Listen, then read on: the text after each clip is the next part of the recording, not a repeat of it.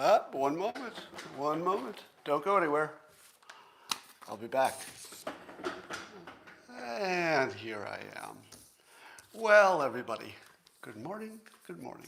The simultaneous sip will be coming in a moment. But first, the first item of the day. Are you ready? I have some suggestions for how to know what to trust.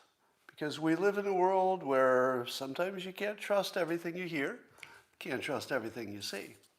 And I made a list of 8 things you should no longer trust. And here's the list. Never trust. Number 1, scientists signing a letter. Scientists don't need to communicate by poll. They don't need to communicate by signing a letter. If science is real, they might publish some papers. They might give some talks, maybe some interviews. But one thing they usually don't do is sign a letter. So if you see scientists getting together to sign a letter, that's bullshit. Case in point, the Lancet article in which a bunch of scientists were duped into signing something that said, well, there's no way that virus could be coming from a lab. Must be a naturally occurring virus. So don't trust anything that scientists sign a letter about. Number 2, don't trust any video clip if it involves Trump. Now, most video clips can be edited maliciously, and maybe sometimes you could believe some. But don't believe any video about Trump. Do you know that yesterday there was a big controversy about whether Trump was wearing his pants backwards? That's right. Much of the news cycle, well, not so much the news cycle, but social media, was obsessed by a video that appeared to show Trump wearing his pants backwards because the fly area was blank. Well, it turns out that when you look at the still photography from that same moment, he has his pants on correctly, and there's a fly there, and everything's fine. But if you believed the video, well, you violated rule number 2. Don't believe any video about Trump. Number 3, don't believe any complicated prediction models. Do you know why you shouldn't believe any complicated prediction models? Because they're complicated prediction models. And if there's one thing you can't trust, it's a complicated prediction model. Sometimes they might be right, but you don't know when that time is going to be. You don't know if you're looking at one that's going to be right. How do you know? It's just a complicated prediction model. So don't trust those, even when they're right. Don't trust any graph or chart on Twitter, because Twitter is not exactly the place you put your good information. Twitter is the place you take a chart without the source, slap it up there without any context whatsoever, and claim you found causality. Don't believe any chart or graph on Twitter. Number 5, don't believe anything written by a journalist. I know, it's a problem, because most of your news is written by a journalist. So it's kind of a problem if you can't believe the people who report the news. But let me say this clearly. Don't believe the people who report the news. That would be crazy. There might have been a time when that made sense. I don't know for sure. Maybe it made sense when I was a kid. I don't know. You know, maybe they were lying too and we just never found out. But in 2021, if you believe something because you read it and it was written by a journalist, that's not good thinking.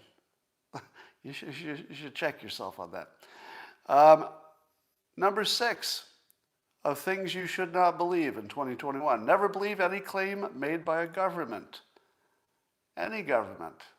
Your government, your enemy's government, your allies' government. Governments are not in the business of telling the truth. It's not even what they do. It's like saying, hey, my lawnmower is failing to fly. Yeah, your lawnmower can't fly. Because it's not really meant for that. Your government is not meant to tell you the truth. It's really not even, I don't know, if you looked at a list of what they do for you, I'll bet telling you the truth wouldn't be on the list. Defending the homeland, that's on the list. Yeah, Yeah, lots of stuff is on the list, but telling you the truth, it's not even on the list. It's not even in the Constitution. Find in the Constitution the part about telling the truth. It's not there, right? It's not even an expectation. Here's the seventh thing you should not believe in the year 2021. Data. Data. Because data is usually wrong. If the topic is interesting, the data is probably wrong. If the topic is boring and uninteresting and maybe unimportant, well, data might be right. But as soon as the topic is important, people take sides, the data gets fudged. Don't believe data. Now, that's not to say all data is wrong. Of course, some of it is right. But don't just believe it. That's a bad take. And then number 8, which is sort of overlapping with some of these, don't believe your own eyes or ears. If you find yourself saying this statement, you've got a problem with your thinking. Has this come out of your mouth in the last year or 5? Have you ever said, I know it's true because I saw it with my own eyes, or I heard it with my own ears, or both? If you're saying things like that, you need to check yourself, because you can't tell what's true by seeing it with your own eyes. Fake videos, fake data, fake graphs, fake politicians. You can't tell. And you can't tell by listening to it, because you might not hear it right, and other people are interpreting it differently, and you might not know the context. So don't believe your eyes and your ears. They're lying to you all day long. So those are the 8 things you should not believe in. Scientists signing a letter, any video about Trump, complicated prediction models, any graph or chart you see on Twitter, anything written by a journalist, any claim made by a government, yours or any other government, data, and your own eyes and ears. Don't believe any of that stuff. And now, let's drink to that, because I know you're on board. All you need is a cup or a mug or a glass, a tankard, chalice, a stein, a canteen, jug, a flask, a vessel of any kind. Fill it with your favorite liquid. I like coffee. And join me now for the unparalleled pleasure, the dopamine hit of the day. The thing that makes what? Yeah, that's right, everything better. It's called the simultaneous sip, and it's going to happen now. Go.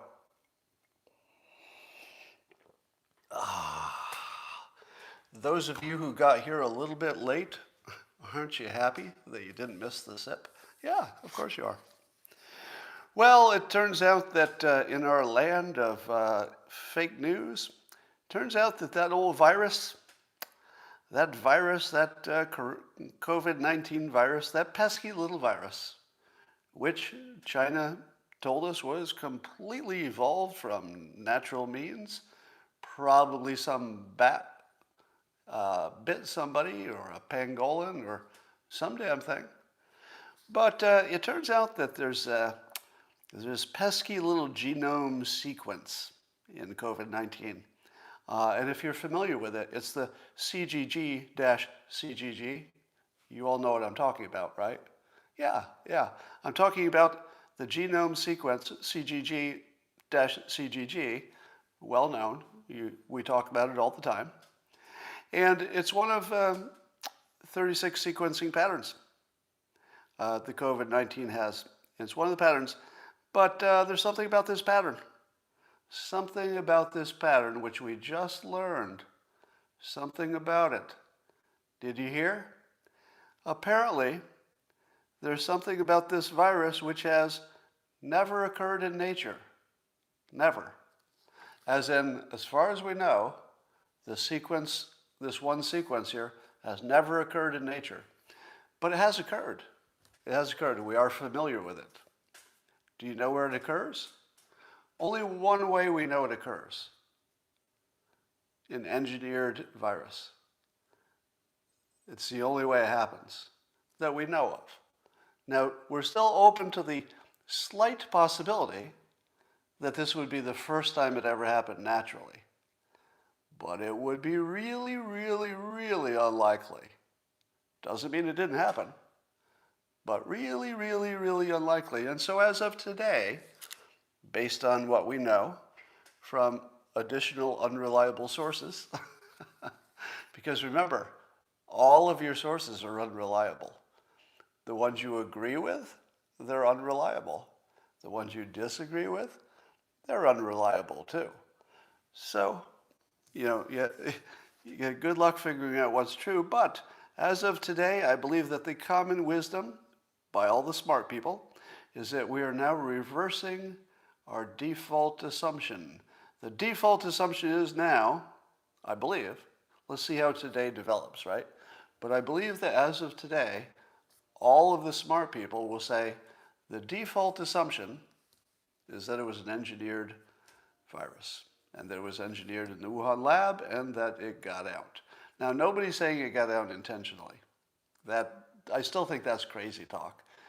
But got out, that wouldn't be a big surprise. Stuff gets out of labs. It happens. It's a fairly common thing, unfortunately.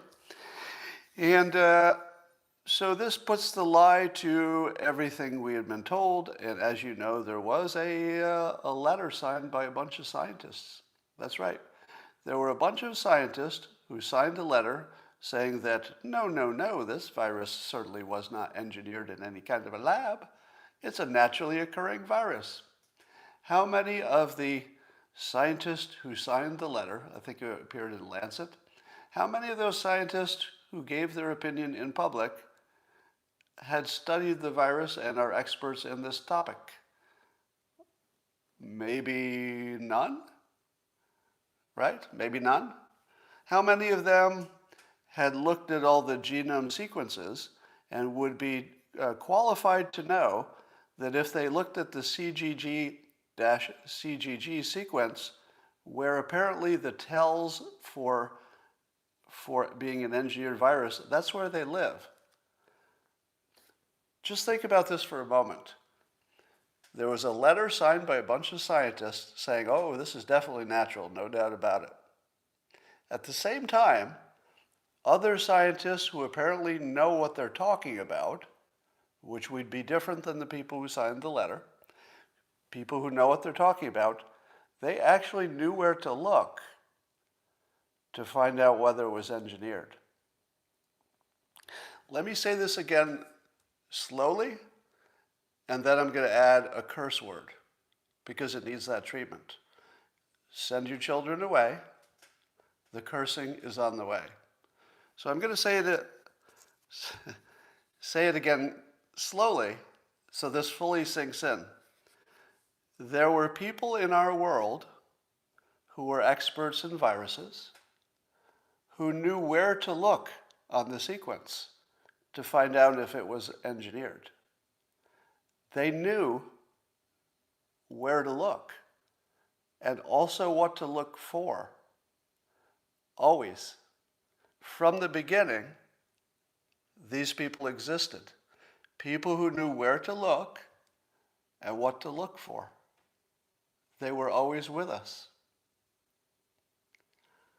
Are you fucking kidding me? Are you fucking kidding me? There were people who knew where to look, and when they looked, it was there. Is your head exploding right now? My head is exploding. There is something so wrong about this whole story that I can barely handle it. And certainly science has lost us now. And it's not our fault. It's not your fault if you're denying science from 2020 on. Believing science is fucking stupid. Fucking stupid. So the next person who says, hey, I think you're a science denier, you should say, thank you. Oh my God, I guess I've been paying attention. I am a science denier. And if you believe the science, you are fucking stupid. You're a fucking moron if you believe science just because a bunch of scientists told you. They just told you, so it must be true. Don't. I believe my science. You're a fucking idiot if you believe science from 2021 on. Now, before 2021, I would say, maybe you hadn't been warned. Maybe you just were unaware that scientists could be this unreliable. Maybe you just didn't know. I think that was reasonable. But from this day on, literally this fucking day, the day we find out that this letter signed by scientists was always bullshit, from this day on, if you believe science because the bunch of scientists told you it was true, you're a fucking moron. There's no middle ground. Now that doesn't mean that the scientists will be wrong. Sean says, is there a deep state for the establishment scientific community? Well, I don't think so in terms of, something controlling all of science. I do think that each field of science and each pocket of science has its influential people. So in the specific sense, yes, but not in some big generic sense. So that's the world we live in. How about that? Apparently, according to Rasmussen, is reporting today that Biden's approval is in a free fall since May 31st, which is not that long ago. Thank you, Kevin. I appreciate that. Apparently, independents have turned on Biden. So, of course, Democrats still love him. Republicans have always disliked him. But independents were sort of split, and they just turned. They just turned this week. Michael says, remember when Twitter and Facebook would ban you for telling the truth? Well, to be fair, nobody knew what the truth was. To be fair, Twitter and Facebook were also believing scientists. And again, I'm going to say that if you believed scientists up until the year 2020, 2021, that was pretty reasonable. Pretty reasonable. But if you believe them from now on, you're just a fucking idiot, and you have no credibility whatsoever, which doesn't mean they're wrong. Obviously, many times they'll be right. It's just that you can't tell the difference. Don't pretend you can. And they don't have credibility anymore. Credibility being different than being right or wrong, right? Credible means that if they say something, you're predisposed to thinking, well, it's probably true. It's coming from a credible source, but they are no longer a credible source, and we need to recognize that. So I'm wondering, what topic was it that made Biden's approval go into free fall with the independents? Do you know? What would be your take on this? What is it that caused Biden's approval to suddenly drop in the last week? What do you think it is? Somebody says inflation, masks, gas prices, maybe something about China, Russia, borders. I don't know. The debt, tax rates. I don't know. If I had to guess, I'd think maybe tax rates. People are starting to worry about cybersecurity, maybe. Is it just everything? Maybe it's just everything.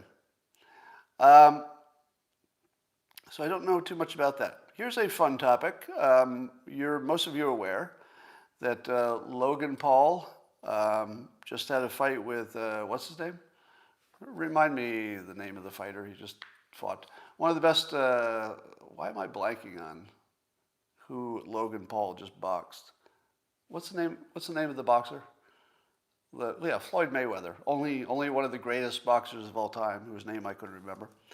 So if you're not into boxing, let me just tell you the basics. Logan Paul was a YouTuber, but he trained very hard and actually became a credible fighter, changing careers. And Floyd Mayweather is aging, but one of the best boxers ever alive. They just had an exhibition match, and Logan Paul boxed him to a tie. And I guess in the exhibition match, unless there's a knockout, you don't get a winner. So now I'm not sure that Mayweather fought as hard as he could. I don't know. They both had something like a $20 million payday or some big number like that. And here's the interesting part about it. It turns out that Logan Paul is an Affirmations guy. And I don't know if he believes that we live in a simulation. I haven't seen anything about that. But he's very clearly talking about affirmations. Here's a tweet from Logan Paul in which he was getting ready for the match, the boxing match. And he said, in his tweet, he said, in 2015, I moved to Los Angeles. Every morning and every night, I look myself in the mirror and repeat 10 times, quote, I will be the biggest entertainer in the world. I had no idea how or when it would happen, but after 6 years of manifestation, it's happening. Life is a wild ride. Do you believe that? Do you believe that in 2015, he literally, every morning and every night, looked in the mirror and repeated 10 times, I will be the biggest entertainer in the world? Well, maybe not every single day, but I believe it. I believe it. It would be sort of a weird lie to tell, right? Did it work? Do you think he accomplished, I will be the biggest entertainer in the world? Did he accomplish it? He did. He did. If only for one day. Check your entertainment news for today. He's the biggest entertainer in the world today. All the stories are about him. Now, he won't be bigger than, Kanye or Michael Jackson, in the long run, right? But today, he's the biggest entertainer in the world. He fucking did it. He fucking did it. Unbelievable. He did it. And, you could argue whether he's the biggest entertainer in the world. You could argue how long is it supposed to last. But one of the things I've told you about affirmations is don't make them specific. Because when you make them specific, you might get them exactly the way you made them. And he did. He got exactly what he asked for. He became the biggest entertainer in the world. But what was missing is 4 years. If he had said, I'll be the biggest entertainer in the world for years, well, first of all, that'd be harder. And second of all, it didn't happen. Well, I doubt he'll be the biggest entertainer in the world for years. But he was today.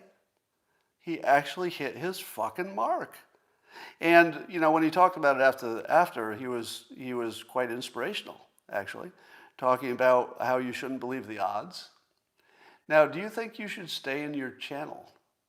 Did Logan Paul take all the advice from all the losers in the world and say, Logan Paul, you're a YouTuber. Yeah, you had some wrestling experience. I know you've worked out, you boxed.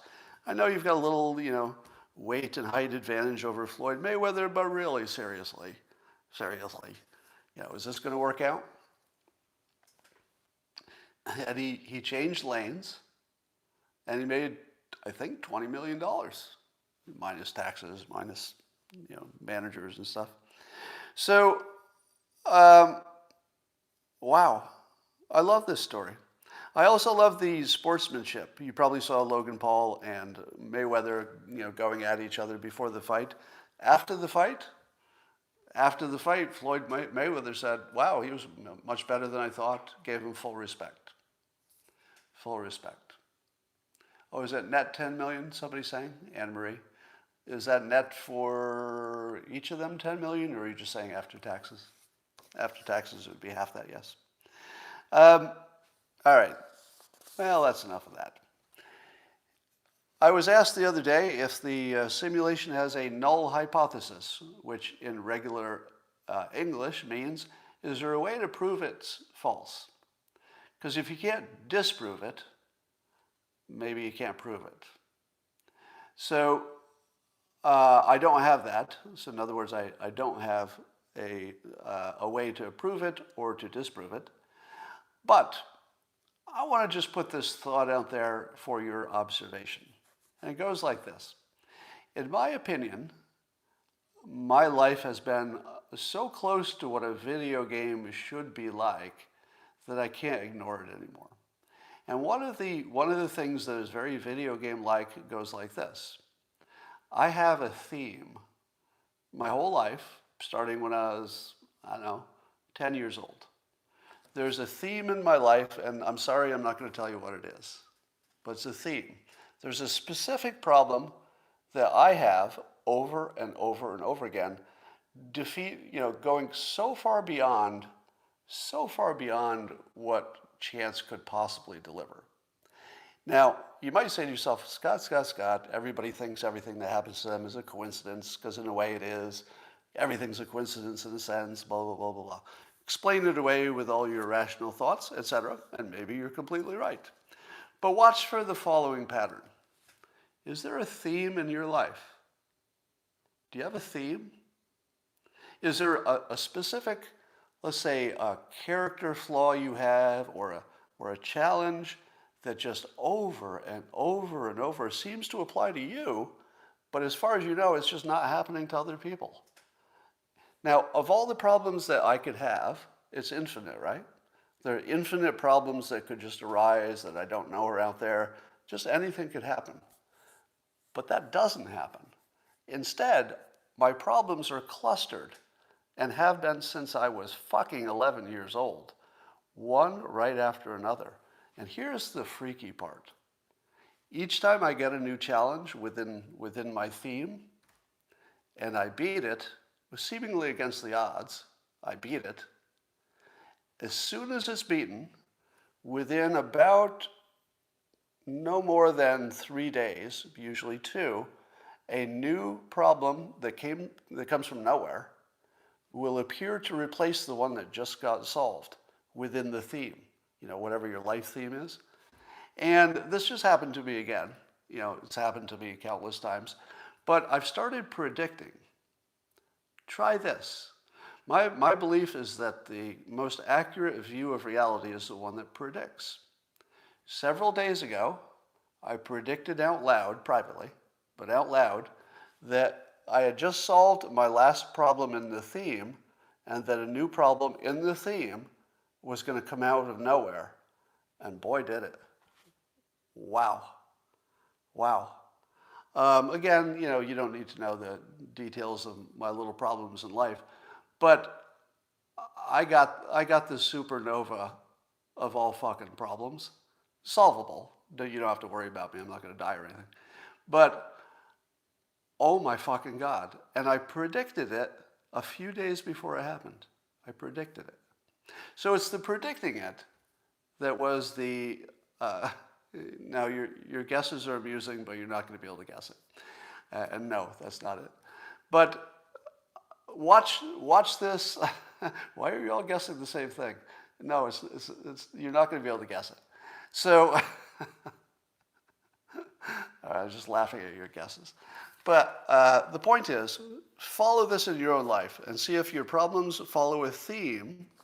And if they do, does the new problem appear as soon as the old one is gone? Because if it does, you might be in a video game. You might be in a video game. Here's another supposition. If you play a video game with, say, a friend, the two of you are inhabiting, let's say, different avatars, and maybe the rest of the characters are NPCs, just robots. How can the two avatars that know each other in the outside world make sure they know each other in the inside world, and they can tell the difference between a real player and an NPC? If we're a video game, you probably would need to be able to tell the difference within the game, so you know which ones are real. Have you ever noticed that there's some people that seem real in your life, and there are others that are there, but they don't seem real? In other words, there's some connection that you never make with them. They're almost like scenery. But there are other people that you know from the first moment you see them, oh, that's a real one. Come on, you're on the team. You know your teammate in the game as soon as you see him. You know that's my teammate. Sometimes it looks like love at first sight. Sometimes it's meeting a friend and you say, there's some reason I met this friend. Like there's something about this friend that's not like the other things. There's just something about this person, and then you're friends for life. So I just put that out there. Nothing like a scientific proof, but fun. Here's a update on the Ivermectin dust up. So I've accidentally created a little intellectual battle on Twitter between Brett Weinstein and Andres Backhaus. The topic is the effectiveness of ivermectin, and Brett recently did a very well done and well viewed video with a Dr. Corey, was it? In which they talked about the many studies that show ivermectin is effective, but each individual study might be flawed or too small or have its issues. But if you do a meta-analysis of all of them, it becomes clear that ivermectin is overwhelmingly useful against the COVID. Now, that all sounds very convincing. And as I said, if you're just watching one point of view, you walk away from that video saying, well, that's pretty good, and I don't have anything to say about that. It all looks like it's backed by data. Smart people did smart things with the data, and now they've got a conclusion. Why would I doubt it? And then Andreas Backhaus comes along, whose expertise is economics, and that gives you the ability to compare things and essentially be good at analyzing data and situations like that. And Andreas points out that meta-analyses are not generally considered a gold standard. I'm paraphrasing here. He didn't use those words. But the point is that there are lots of smart people who would say some version of this. And one expert said exactly this in an article I just read. He said that if the signal is clear, in other words, if you've got a bunch of different studies that aren't that great in their design, but they all say clearly the same conclusion. You know, let's say your study showed 100% success no matter what kind of study you did. Well, if every study you do showed 100% success, no matter how poorly designed the study was, well, probably it works, right? And you don't need a meta-analysis because you can just look at it. So, well, it doesn't matter what we throw at it. Every single study, no matter how poorly designed, no matter what problems we put into it, is such a strong effect that you still see it. All right, when that's the case, you don't need a meta-analysis, right? So if the signal is so strong you can just see it by looking at it, you don't need the meta-analysis. But what if it isn't? What if looking at it is like, I don't know.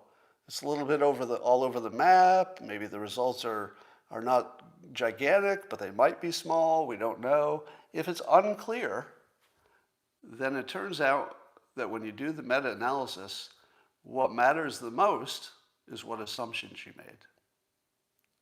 Which studies you said, well, we'll either leave the preprint studies out or we'll include them in. Just one example of the many decisions you would make about, this study, well, I did say we were going to include all the studies, even if they had flaws, but gosh, I think this one is more flawed than the other ones.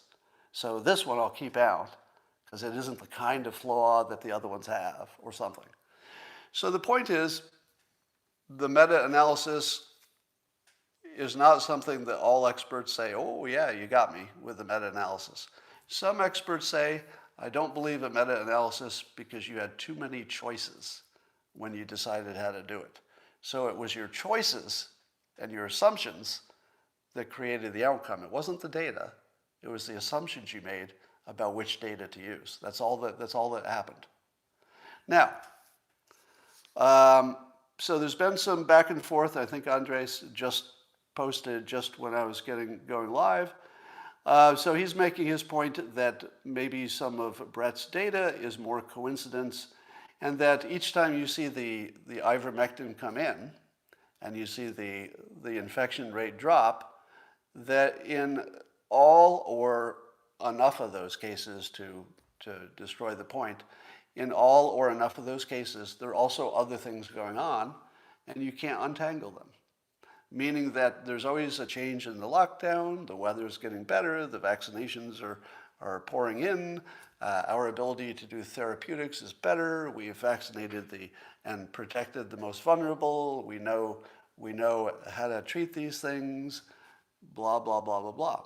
So how do you know it was just the ivermectin? Because I don't know if this is true, but I'll bet you could look for random variables that also correspond. So you've got one view that says it's so obvious in the data that maybe you don't even need a meta-analysis, but they did one. And you've got at least one very smart person saying, don't believe meta-analyses. But this gets back to my original point, right? Apparently the data is so strong, meaning that basically every test says that ivermectin works. Do you need to do a meta-analysis if every study shows it works? How is the meta-analysis going to show something different? What the hell kind of assumptions could you make if every study shows it works? There's nothing you could deselect that would turn that into the wrong answer, would it? Now, again, you need the gold standard randomized controlled trial. You need a huge number of people to make sure that you have enough of them. And we don't have that yet for ivermectin. And so here's the question. And here's what Brett said on a tweet. And he was concerned that I'm being influenced maybe in the wrong direction on this topic. And I asked him what he thought I got wrong, and Brett responded, and what I saw, meaning watching the Twitter back and forth and maybe the live stream, I'm not sure. He said, and what I saw, you, meaning me, correctly found the reputation hazard issue, but then allowed a credential to back you off the increasingly obvious pattern. Would you agree with his statement? Did I allow a credential, and I assume he's meaning Andres Backhouse, did I allow Andres' credentials to back me off an increasingly obvious pattern? Well, I don't believe I backed off an obvious pattern because I never said the pattern doesn't exist, did I? I'm looking at your comments and you're agreeing with them. What does it mean to back off an obvious pattern? Define that. What does this statement mean?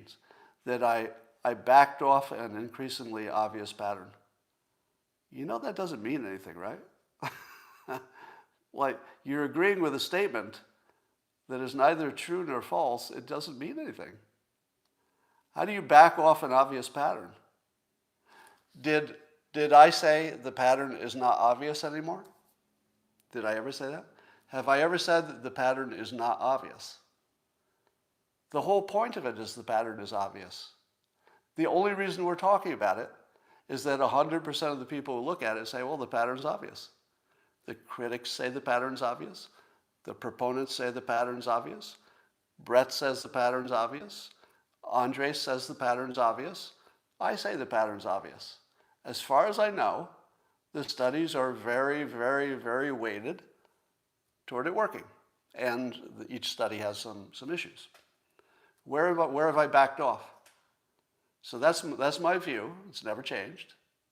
Tell me where I changed my view. Where did I evolve? Where am I wrong? Yeah, you got pretty fucking quiet, didn't you? So here's my point. We can't even tell what somebody else is arguing, right? You don't even know what my fucking point is half the time, which is normal. That's not a criticism of you. It is completely normal for human beings not to even understand the fucking point, much less disagree with it, much less have different data, much less have a better analysis, much less have better pattern recognition. Half the time you don't even know what the fuck I'm saying, all right? And there's nothing wrong with you, right? That's not a criticism in the least. Same with me, right? It's just a thing. People don't always fully understand what other people say. It's the most common thing in the world. So here's my point of view. The pattern is 100% obvious. It's never been less than 100% obvious. But people can be fooled by obvious patterns. That's all. Keep that in mind. Let's talk about Putin and Biden. Apparently Putin is putting the screws on Biden a little bit here. I guess President Putin on Monday signed a law to officially end the country's open skies treaty with the U.S. So that treaty allowed us to fly over Russia and Russia to fly over the U.S. to build confidence that neither was doing things in a big way that would be, militarily aggressive or something. But I don't know if there was much value in that because who knows? Can the satellites see it all anyway? Does it matter if we have an open skies treaty? Does that really buy us anything? Because probably between the cyber means and satellites, I feel like we can see their shit and they can see our shit. Like, I don't know if you talk to an expert, would they say this even mattered, this treaty? But the fact that he's canceling it now, so soon to when Putin and Biden are going to meet, is kind of a little slap in the face. It's a little bit telling him who's in charge. Interestingly, last month, I think Fox News reported this, that the Biden administration told Russia that it had no plans to rejoin the arms control pact that Trump abandoned. So Trump had canceled an agreement with Russia on arms control, and during the election, candidate Biden had said that it was short-sighted. So Biden criticized Trump for canceling that deal, and now Biden agrees with Trump that the deal should not be reinstated. So add this to your growing list of times when Trump was criticized for being wrong and has been proven right. Add it to the list. The list is getting pretty long. The things that Trump told us were true, but the news and the Democrats had to just disagree because it was Trump, and now they're just eating their words. So here's another example. All right, so he's right again. You know, there was one thing that I was most worried about with this pandemic, and beyond the danger and the economics of it. Of course, we're all worried about the deaths and the economy. But one of the things I was most worried about is that when it was done, a significant number of the public would say it never happened. Because I could kind of see this coming from a mile away. And when I say it never happened, I mean that there will be a substantial amount of the public who will say, as Tucker Carlson did last night, that it was just a severe seasonal flu because the death rates were so low. How many of you would agree that now it looks like we're seeing something like the end of it? How many would you agree with this shocking statement that it was not a pandemic, really, we just treated it like one, and that it was nothing more than a pretty bad seasonal flu? How many of you agree with that? I'm going to read off your statements. Agree, agree, disagree. No, no, very bad flu. I agree. Yes. Hyperbole, but was way overhyped. Not a pandemic. Yes, no, disagree, don't agree, no. All right, so you can see from that there are plenty of people who agree with this statement that a pandemic didn't fucking happen. It makes me a little crazy. So here's my context to help you out. Number one, it's not a bad seasonal flu because the regular seasonal flu isn't real. Meaning, the numbers that we get every year about people dying from the flu probably have never been real. Meaning that the real number of people who die from the flu is probably closer to nobody. Now, the real seasonal flu numbers are collected by statistics. They just say, well, it looks like more people died this season than usual, so that must be the flu people. They don't count flu deaths. And what about people who are old and have the flu and then die? Did they die of the flu? Well, I don't know. They had the flu, and they were about ready to die. So the first thing you need to know is that there was never a thing, as far as I can tell, I could be wrong, right? So I'm going to allow that I could be wrong about this, but based on what I can see so far, the regular flu was the hoax. The regular flu. This is not a bad version of the regular flu because the regular flu deaths were always a hoax. They didn't exist. And that means I'm going to have to run really fast. But let me give you this comparison. Tucker points out that 99.5% of people under the age of 70 would survive COVID-19. Therefore, it wasn't really a pandemic. So 99.5% survive. So you shouldn't be worried about that. Let me ask you this. What percentage of Americans, all Americans, died in World War II? Was World War II a big deal? Anybody? Was World War II a big deal? I think it was. Seems like a big deal. It's in all the history books.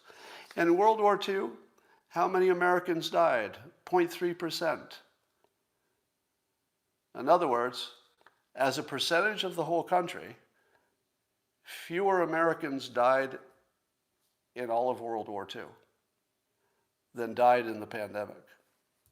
Now, if you want to say that didn't happen, then pick a side and say, yeah, and World War II was no big fucking deal. Vietnam, nothing. If that's your view, support it. Just tell me that the Civil War was sort of a blip, World War II was an inconvenience, and it's about the same, if that's your view. All right, I have to run. I wish I could stay, but I do have to run, and I will talk to you tomorrow.